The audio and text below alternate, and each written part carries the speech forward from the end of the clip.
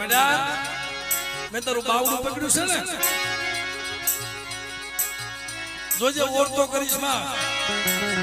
અને કદાચ પસા પસા કામસ્યા હોય અને બેટા સલગતા પિયાલા પી જા અને જો તને ખાટો ઓડકાર આવવા દઉં ને તો મને વહતી ને જીવ મને કોઈ વહતી